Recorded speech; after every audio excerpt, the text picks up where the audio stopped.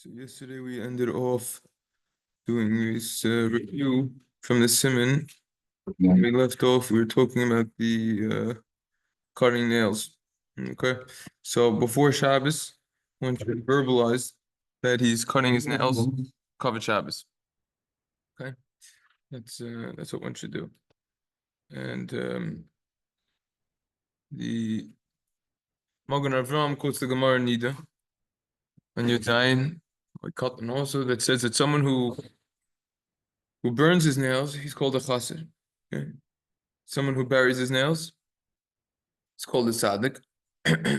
And someone who throws his nails on the floor, zorkon is a rasha. He's a rasha.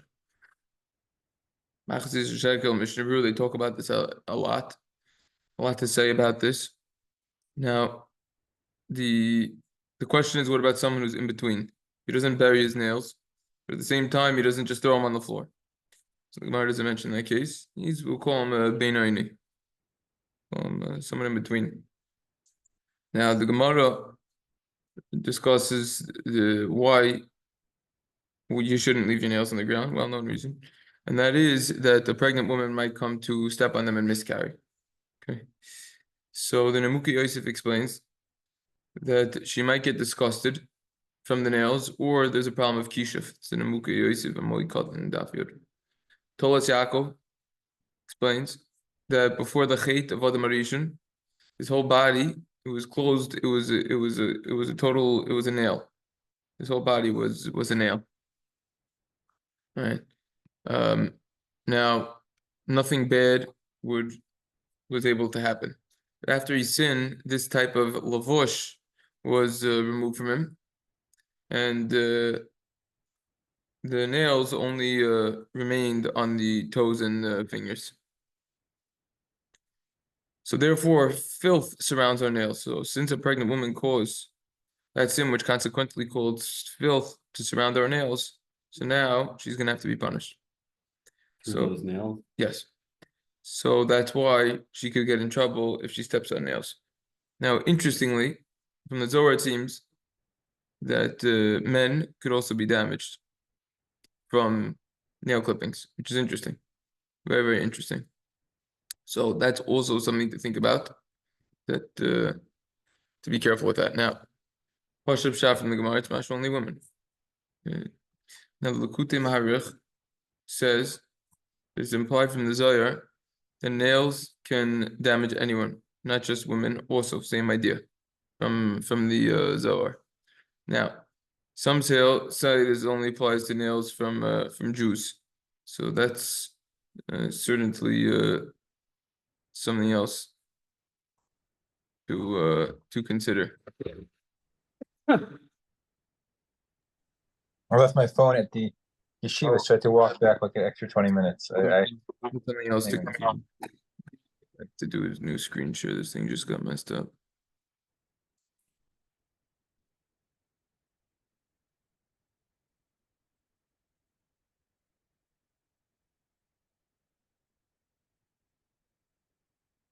Is the screen share working?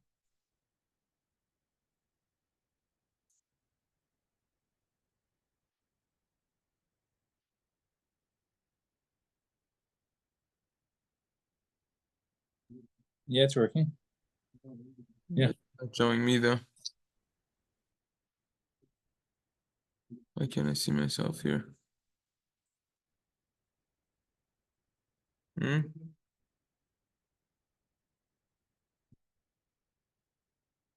Okay.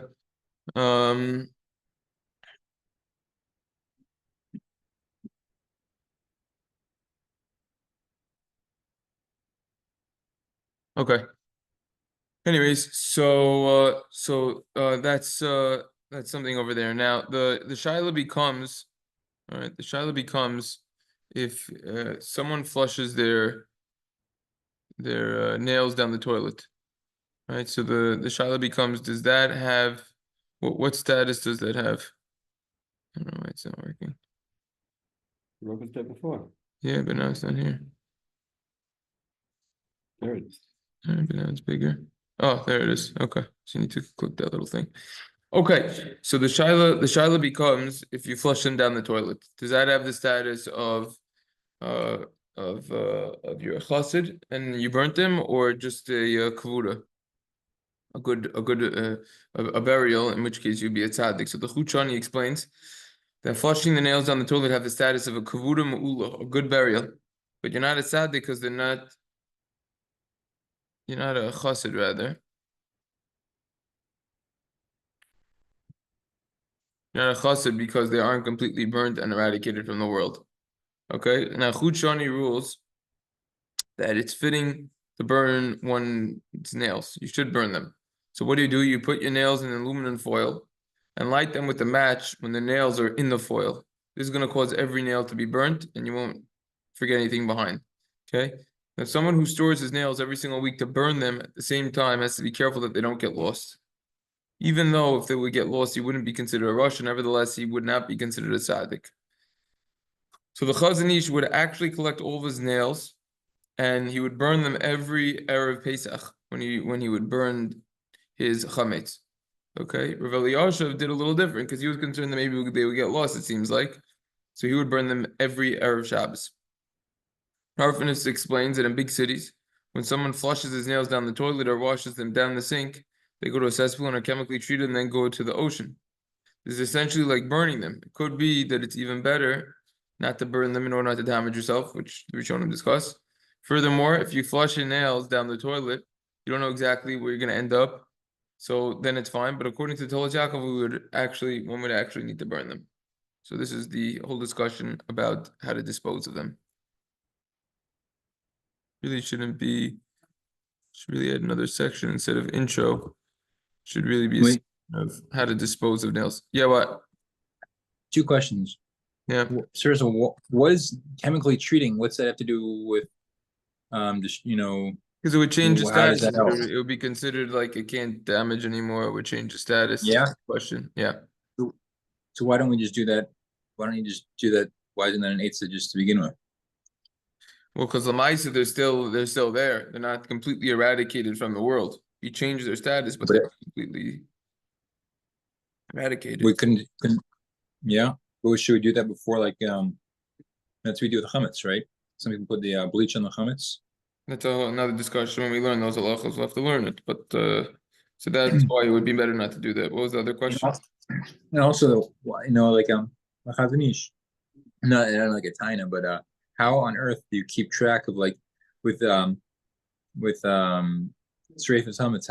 How do you keep track of you're cutting, like, let's say it's every week every week is 20 nails times 50, so it's over 1,000 of these little nails. So how do you know where all these nails are when you're burning the chametz? I don't understand the question. You put them in one place. You put them in one spot, and you know that every single nail is destroyed. You put them in one spot, and then you do the tinfoil thing, like we just learned. The tinfoil, the tinfoil is going to stop it from getting burned. What do you can't wrap it in tinfoil. How does the tinfoil? You burn it in the. Oh, you mean you're saying? Yeah, that's what we just learned. So, all right. Yeah. And it seems a little dangerous, but all right. Why is it dangerous? To have 1,000 nails just kind of floating around, Or you do it in a can. Okay. Whatever it is. Okay. How often do we need to cut our nails? This becomes the next question, right? How often do we need to burn them? Oh, it's not. No, 2,000 nails. Okay, whatever. Whatever. Okay, so how often do we need to burn our nails? Likutei Maharich says that we need to. How often do we need to cut our nails? So he says at least once every 14 days. But if your nails are going to grow fast, they should be cut every week. Beis Yosef quotes the Kolba, who says that you have to cut your nails every Erev Shabbos. What is the explanation of this Kolba? You need to cut it every Erev Shabbos. Let's say a person's nails aren't long. Is he still going to need to cut them every Shabbos? So Kolba only requires someone to cut his nails every week if they are long, or if they're the norm to cut them every single week in that location. That's what he says.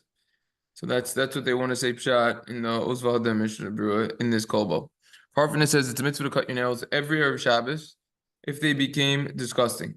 Now, according to the Mekubalim, if the nails extend from the skin, there's a mitzvah to cut them. So you don't need to halachically cut your toenails every Erev Shabbos since toenails are typically covered. But for Kabbalistic reasons, one should do so as well. Cut them every single week, even the toenails. Obviously, that's if there's something to cut. If there's nothing to cut, then what are you going to do? It could be even Alpi Kabbalah, you try to even cut just a little bit. But this is the idea. Try to cut them every single week. And if they don't grow fast, then it doesn't need to be every week. Okay, when should one cut his nails? So Taz relates that it's the norm for hair and nails that were cut to begin growing the third day after they were cut. All right. So the idea is we don't want the growth to begin on Shabbos. This is why one shouldn't cut his nails or hair on Thursday. Okay? Because you don't want it to start growing on Shabbos. Now, Eli Rabba doesn't understand why this would be a problem. One's nails are automatically growing. We're not performing a specific act on Shabbos which causes them to grow. Rather, our nails are growing on Shabbos.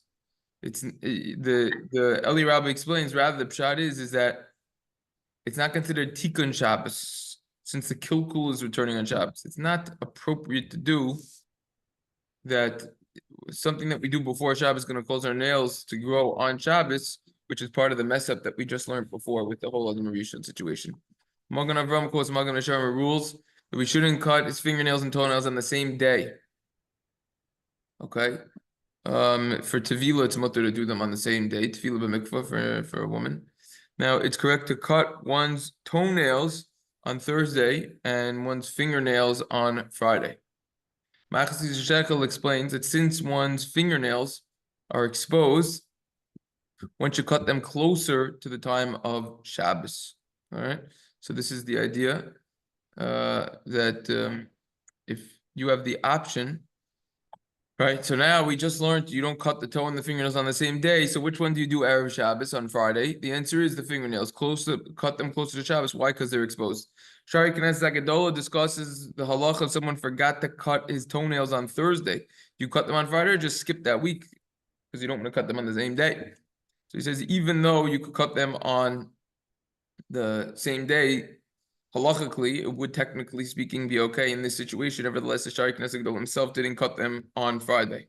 However, Matei Ephraim rules that in that scenario in which you forgot to cut your toenails on Thursday, you could cut your toe and fingernails on Erev Shabbos Kodesh Friday. Hoch Halacha paskins that way as well. Aruch HaShulchan says that it's best, this is Aruch HaShulchan that we learned yesterday, it's best to cut your nails after Chatzos because it's going to be more recognizable that it's going to be, that the cutting of the nails is being done l'kavod Shabbos Kodesh. With Harvinus again says over here, he argues and he says no.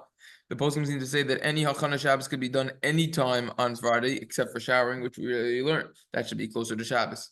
So you have the machlekes over there. Kapachayim. Some actually say bedafka you should cut your nails before chatzos, but that's something else. Kapachayim quotes Rabbi Yehuda chasid that says in some places, like we underlined yesterday regarding the other halachasot over here, in some places people don't cut their nails on Rosh Chodesh. That's regarding haircuts. Chasidim are makbid for this. Kapachayim relates that, to my knowledge, Kapachayim relates that if someone's nails aren't extending over the skin, then one wouldn't be punished if he doesn't cut them. Got to be long enough. Chuchani explains that someone who has nails that are too long and disturbing his netilas hadayim, meaning is considered a chasid, an interruption for netilas hadayim even during the week, he may cut them even in the middle of the week at any time. Now, one should also cut his nails Erev Yontif. If he still has what to cut Erev Shabbos, then he should do so. If not, then he doesn't need to. Someone who didn't cut his nails on Erev Yontif, for example, his Avelus ended on Shabbos, in which case he could be lenient and cut his nails on Erev Shabbos. Nevertheless, since he unwillingly didn't cut his nails Erev Shabbos and the length disturbed him, he's able to cut them Motzei Shabbos. Similar idea from the haircuts that we saw above as well. In what order should we cut? Should we cut our nails? What's the order? The answer is Ramah says that first you do your left hand and then your right hand. First, you cut the finger that is next to your pinky. It's called the ring finger. Then you cut the finger that is next to your thumb. It's called the index finger, forefinger, also known as the pointer. Then you cut the pinky, middle finger, and thumb. So that's the left. So again, one more time. You're going to cut the finger next to your pinky. then the finger next to the thumb, then your pinky, middle finger, thumb. Then you move on to the right hand. You cut your finger next to the thumb, your index finger, then the ring finger, which is the finger next to the pinky, then the thumb, middle finger, and the pinky. Magen Avraham and Taz relate that Rizal wasn't careful regarding cutting his nails in this order. Nevertheless, the Magen Avraham and Mishna both paskin that one should lechatchila cut his nails in this order. Rav Harfness rules, and he paskins that you could cut your child's nail any way you want. I personally am agud to cut my children's nail in the way that we just learned. Why not? It's not that much harder. Okay, what about washing your hands after you cut your nails? Mishabur points out that you should wash your hands after your nails are cut. That's a psak in Siman Daled, the halachas of hilchos and time. One needs to wash his hands once. You don't need to wash them 3 times after this. He needs to wash his hands quickly after his nails were cut. Don't dilly-dally, just wash them. Don't be involved with other activities. That's again the Mishnah Berura over there towards the end of Siman Daled.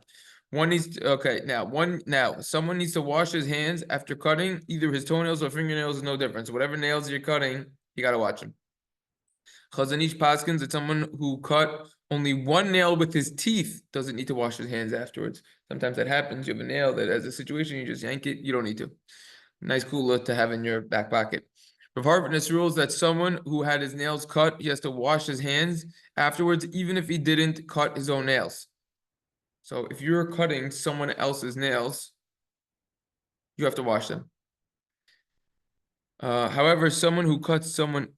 But the first one is if Sorry, I made a mistake. Someone who had his nails cut. Sorry, if you have your nails cut, you have to wash them. However, if you're cutting someone else's nails, you don't need to.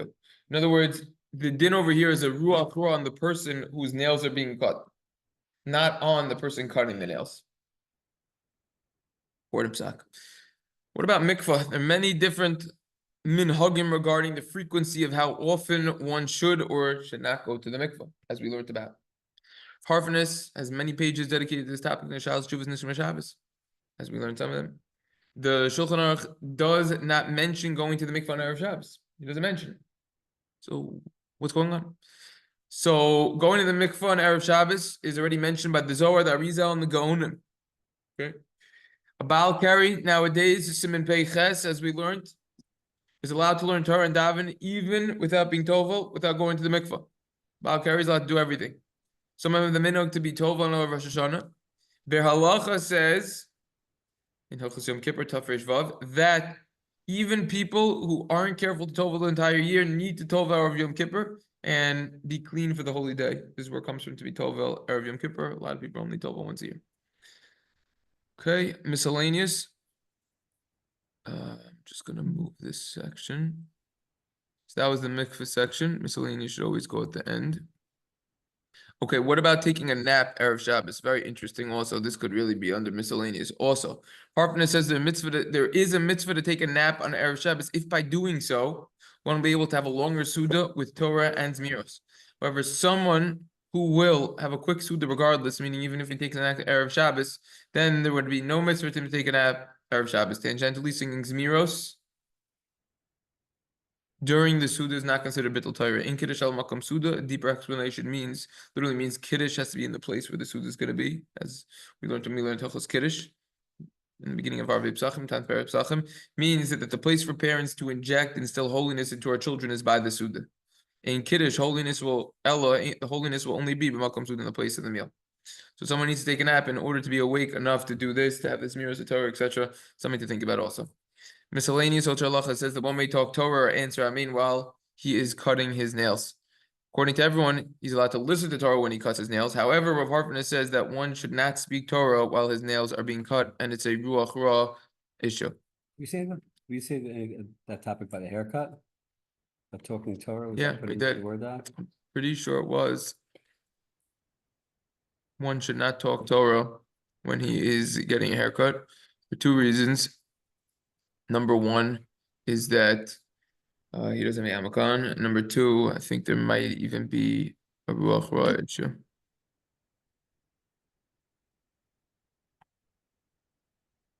Right over here. Yeah. We should speak Torah. Shouldn't do it for those 2 reasons. Okay. Is anybody else besides Rav Harfness who says it? Yeah, they talk about it more in Siman Daled. That's where the halachas belong. Then the Siman Daled probably. Okay, any other questions, anything regarding cutting nails, haircuts, showers, baths, mikvah, naps. Miscellaneous question. I mean, if you're biting your nails and you just Yeah. dispose of them, that's not obviously that one shouldn't do that. So you have the heter if it's only one nail. If it's more than one nail, then you would have to I wash. mean, in terms of this, no, I'm not talking about washing, there's disposing, just throwing it on the floor. Yeah, that's what we learned. That's gonna be an issue. Gonna be an issue. And did we talk about this, that every time a person is gonna be considered a tzadik or rasha, or, I guess every time a person cuts his nails, you see which category you fall into. Yeah, exactly. One day a person could do a mitzvah, the next day they could do a vera or whatever. So yeah. Okay, good. Okay, so we'll stop it here. It's mine.